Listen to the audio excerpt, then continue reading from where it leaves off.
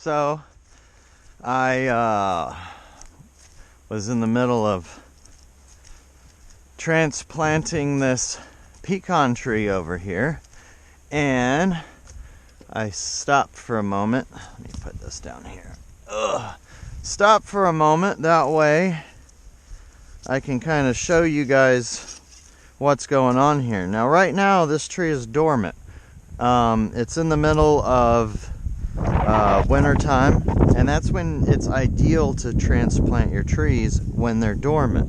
One of the things that I hear a bit is you can't transplant pecan trees. This right here is a pecan tree that just sprung up here. It's kind of in the middle of the way, and I've been contemplating on whether or not I want to move this or not. And today I decided, okay, today's the day. I'm gonna move it over there with the other pecan trees out there in the open, because I started thinking about what a pecan tree right here will be, and it's not exactly where I want it. So when you are transplanting it, you want to try to take care not to break all of these side roots. But those are not the most important, okay? As long as you kind of dig around a lot of those, that'll help it out. See, like I did with this guy right here. The more of that you have, the better. But as you see here, that one I kind of ripped off. You want to keep that to a minimum. But what you've got to make sure you do is get all the way down here to the taproot. So if you are able to get this tree out of here with a few of these little things here intact, and if you get this all the way down to the very bottom of this, okay, it's called the taproot. That's what you got to be mindful of. So whenever you're transplanting trees, you know, it's great to get the taproot for all of them, but when it comes to a nut tree, it's a necessity. Every so often, kind of wiggle it, and it'll show you where the roots are at, and you can do your best to try to kind of go around them. But we still have a good ways to go yet to get to that taproot. So you just, you know, meticulously move around this root cluster the best that you can, and move this guy again, and you can kind of feel where it's getting stuck. You know, right here is probably my best place to attack and get really down in there. See, there's not a whole lot of root in here, but I'm now just starting to hit one. So let's see what I can do to maybe keep that intact.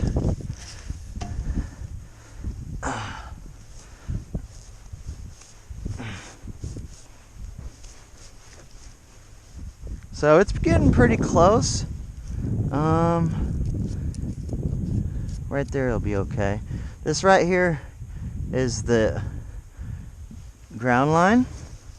This guy here doesn't want to be here anymore. It needs to be out of the way. So I'm going to go ahead and knock that out. You might even be able to make a new tree out of that. We'll put that off to the side because there's enough root piece, but we want that off of there. Alright, so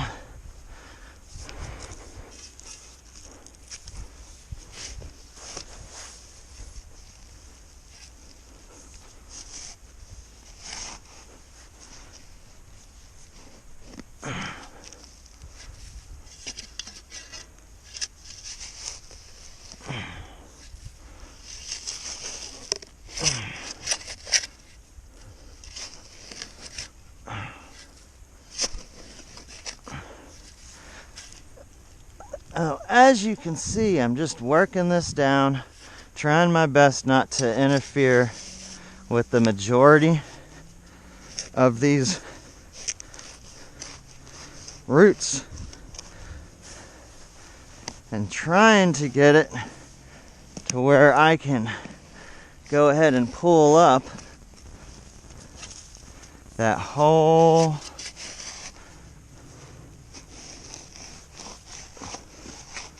taproot.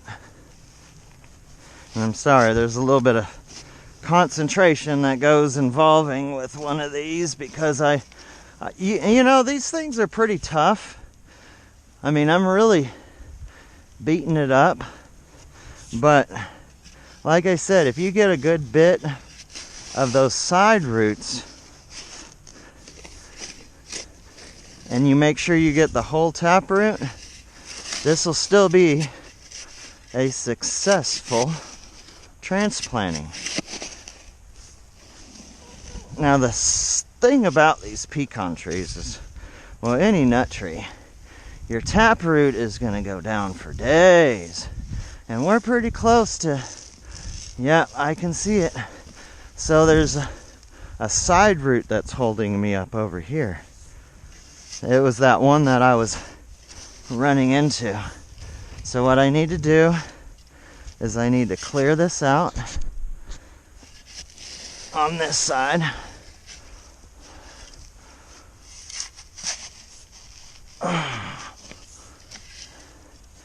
And there it is.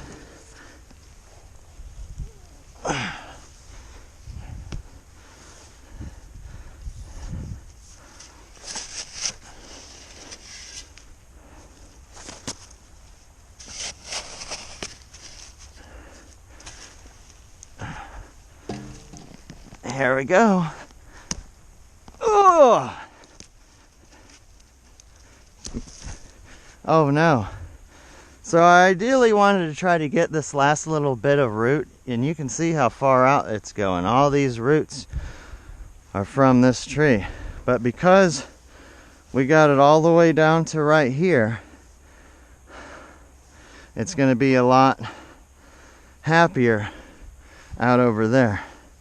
But this right here is your taproot. Now you can see it's much bigger than the tree itself. So that's where the ground was. That's all underground. You can see how far out it goes. But what we want to do is go find this guy a new home. Now, I was thinking about out there with the other pecan trees, but something's telling me out over in here. Out over in here.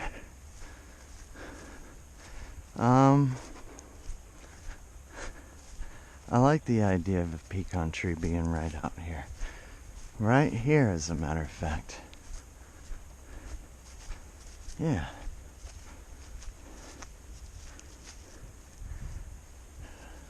Over there, there's a walnut, and there's a chestnut. There's something, I don't remember what it is. Another walnut and an oak. A couple oaks. Walnut over here. Let's move it closer this way.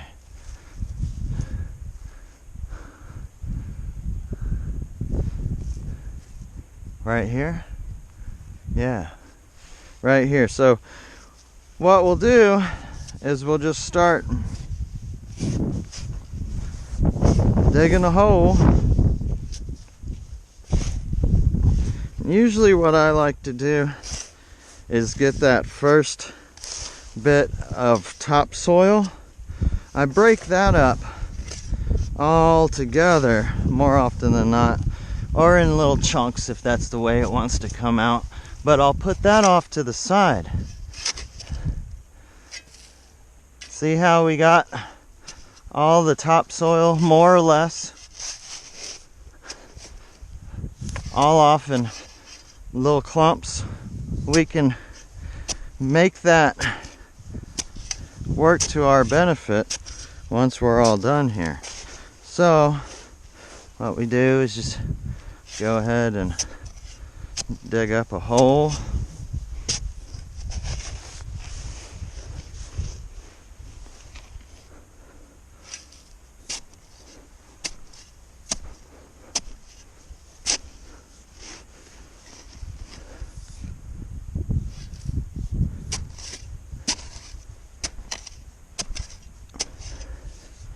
And I know this isn't the most entertaining of things to watch, but I'm gonna essentially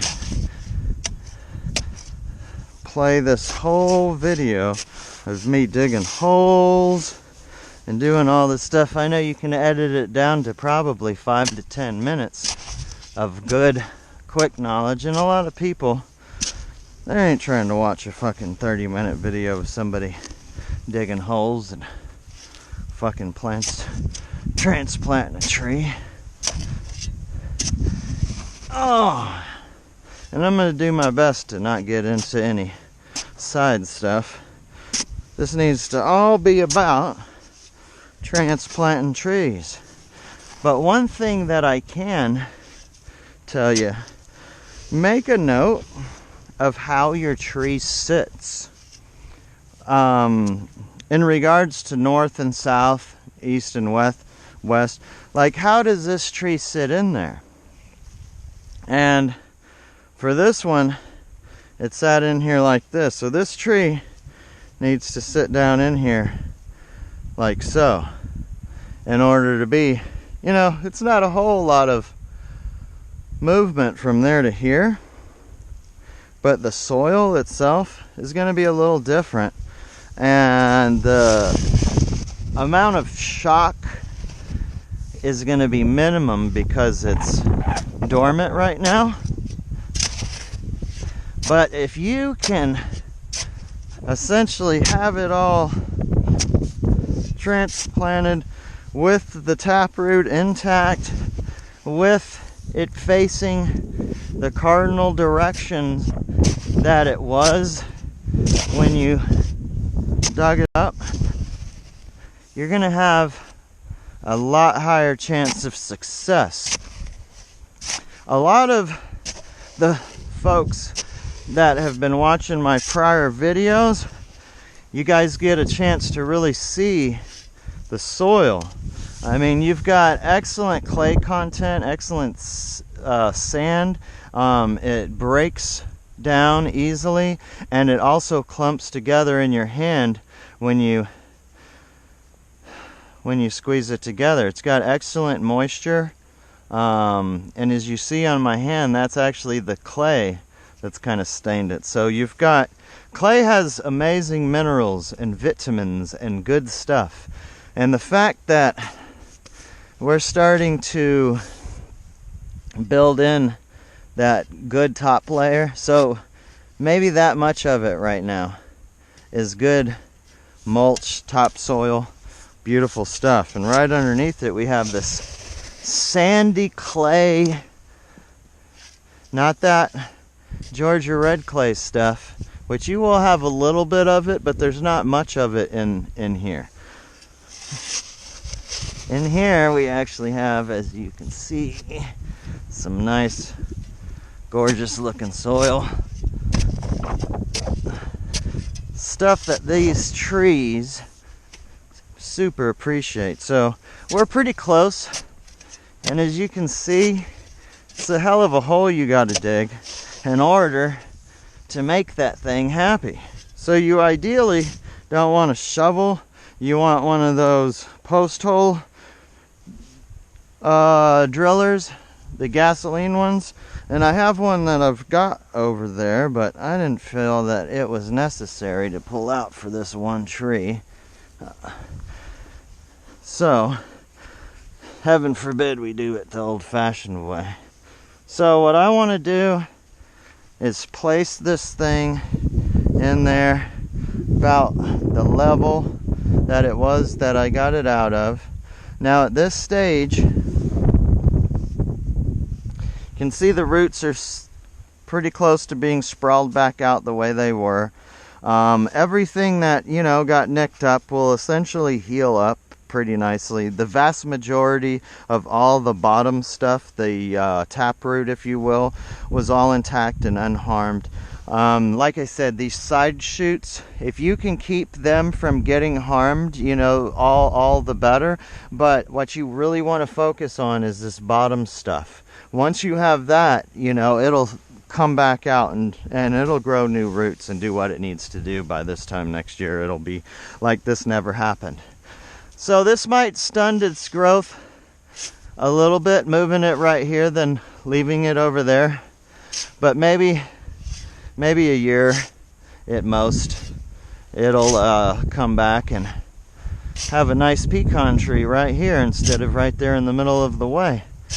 The cool thing about the deer around here is they'll go and eat pecans, and they'll run out here and they'll shit some pecans out in the field, and it just is essentially planting a pecan tree. It's got its own fertilizer.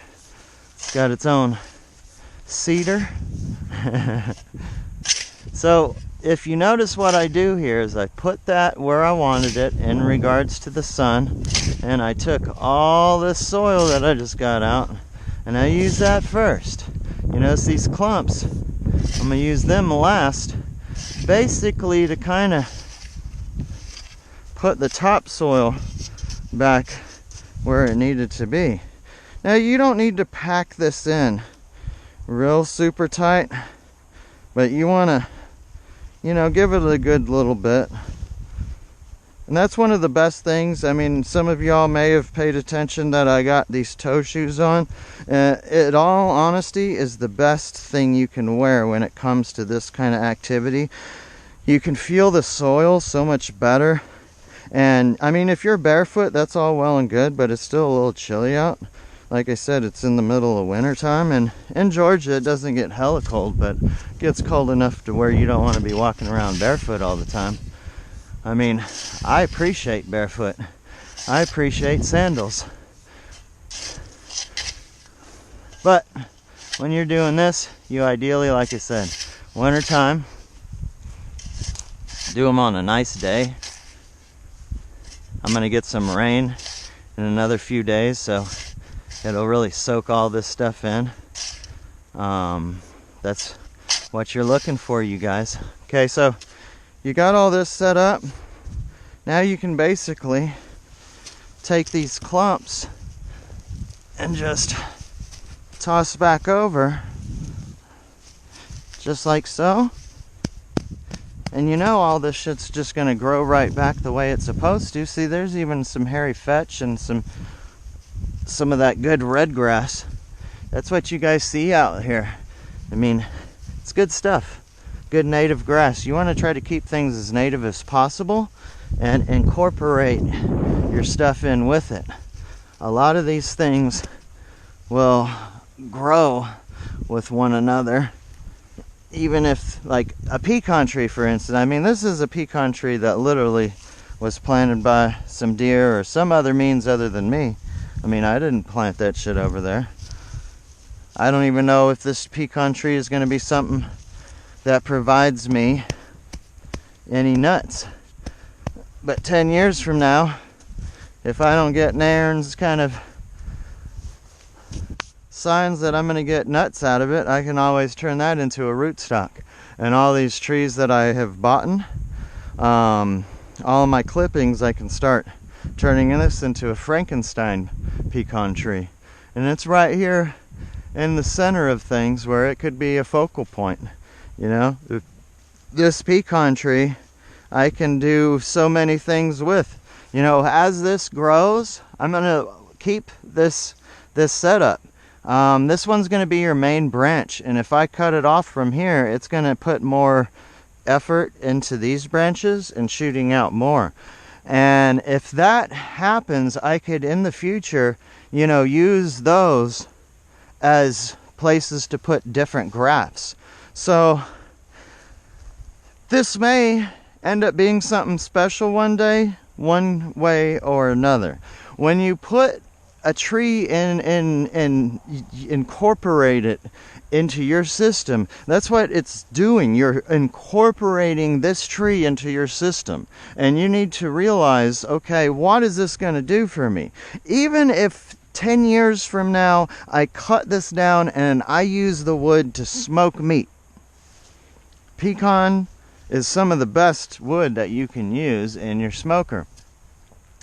You know, so you're going to end up having things for a reason.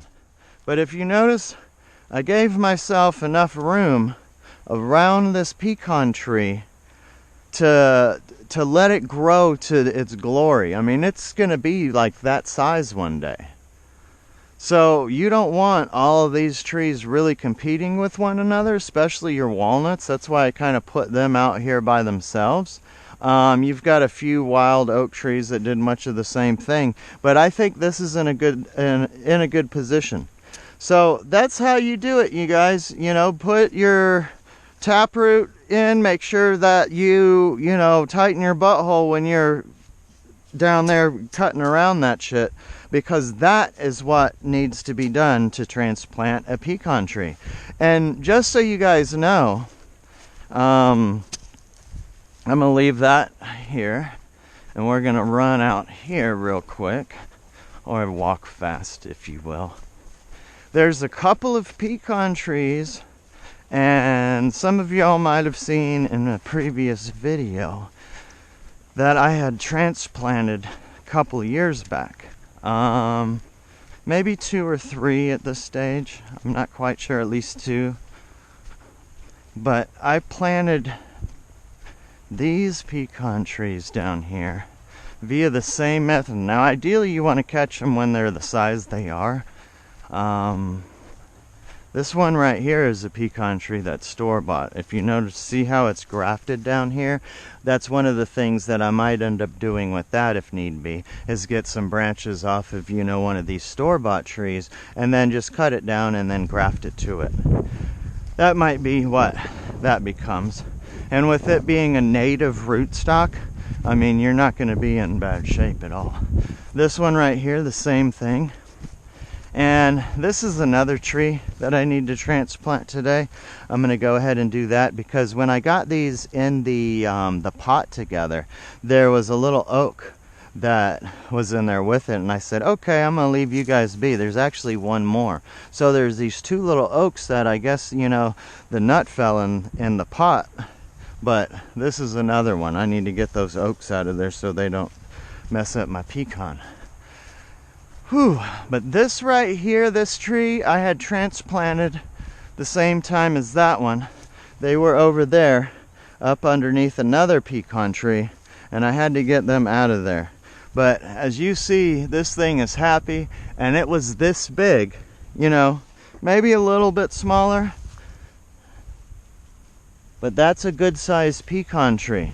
That right there is impressive in itself, but this one here, believe it or not, I transplanted this one. Now, I had to dig a hole that was probably 5 or 6 foot deep before I could get to the taproot, like you saw on that one. But this is a pretty healthy tree, and it's been here for roughly 2 years now. And it's established. It's happy. It went through shock that first year. It didn't too much appreciate me moving it that first year, but the last 2 years, these trees have been stoked. So that's what it is, you guys. Transplanting pecan trees. It can be done. I've done it successfully on super massive trees. You sure as shit can do those little bitty trees that I just showed you. Move those things around. Don't just run over them with the fucking tractor or, the lawnmower or what have you. For many years, that's what was done on this. They would just till all that shit under. They would, end up coming out and bush hog all the trees down, till that stuff in the soil and plant peanuts and cotton and all kind of other shit. Now, turning it into a tree farm where it's got multiple varieties of different kind of fruits, all working in harmony with one another. Look at this. Here's some slag rock. This right here is actually iron ore, believe it or not. Iron ore. That's why you got that red color. But you could melt this stuff down and actually, it'll get all, most of this is impurity. So out of this stuff, I mean, you may get a little chunk like the size of a bolt. But the cool thing is about this property is you've got legit fucking metal capabilities. You also have got these all over the place. My little deer tracks. I love all of the little crystals and stuff that are in here. I mean, you got quartz crystals. I think that's why this property is so amazing, is because of all of the quartz and what have you. See here, I actually got some garlic starting to grow out of here. That is indeed garlic, you guys. Yeah, that's garlic. Sweet. I've been waiting for that garlic. So all around in here, I've got garlic planted.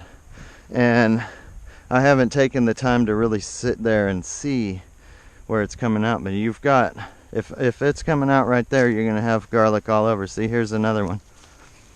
This one is actually lots happier, as you can tell.